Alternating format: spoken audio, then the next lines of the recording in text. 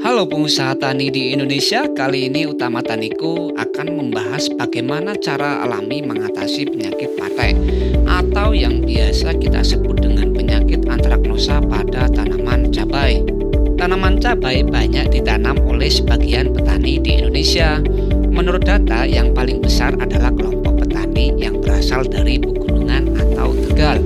Cabai memiliki harga jual yang lumayan fluktuatif dibanding tanaman sayur lainnya. Tanaman cabai memang memiliki berbagai penyakit yang sering menyerang. Salah satunya penyakit patek atau antraknosa. Penyakit ini ditandai dengan adanya busuk pada buah maupun batang dan daun dari tanaman cabai. Penyakit patek biasanya akan menyerang tanaman pada musim penghujan. Biasanya disebabkan oleh beberapa serangan cendawan atau jamur penyebab patek itu sendiri. Biasanya, cendawan akan menginfeksi cabai yang membuat bekas berupa bercak hitam kecoklatan pada tanaman. Dari bercak itulah yang akhirnya membuat tanaman menjadi busuk lunak. Jamur yang membuat tanaman cabai mengalami penyakit patek biasanya akan menyebar dari satu tanaman ke tanaman yang lain.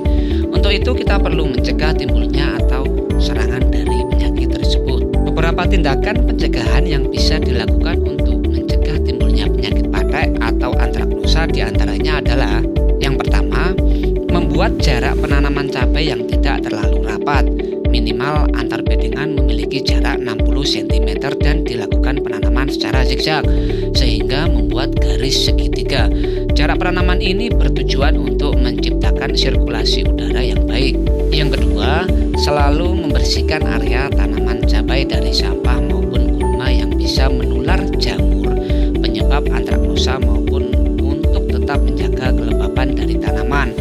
Bisa menggunakan plastik mulsa hitam perak atau biasa kita sebut dengan PHP agar lebih menghemat biaya dari perawatan ini. Yang ketiga, pemupukan yang tepat pada tanaman cabai, baik dari segi takaran, jenis, dan kondisi cuaca saat pemupukan.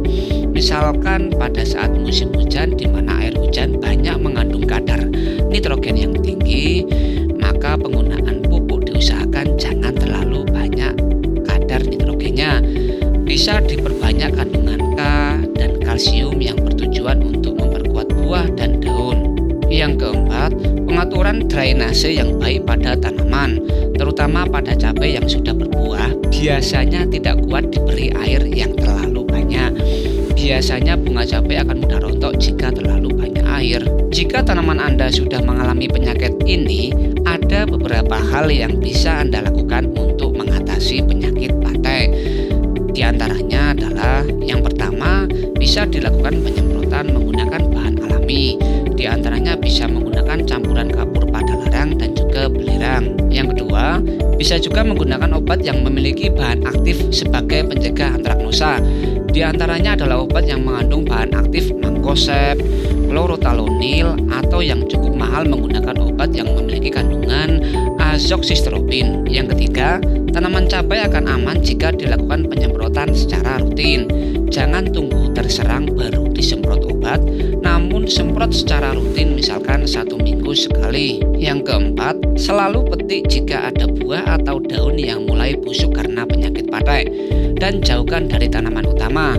Hal ini bertujuan untuk mencegah penularan kembali pada tanaman. Yang kelima, tanaman cabai yang terlalu rimbun daunnya bisa dirempel atau dipetik agar sirkulasi udara lancar dan tingkat kelembapan terjaga. Untuk pemulihan tanaman cabai yang sudah terserang patek, bisa menggunakan pupuk gromitan yang membantu mengembalikan kesuburan dan daya tahan dari tanaman cabai. Gromitan ini bisa dibeli di marketplace Utama Taniku.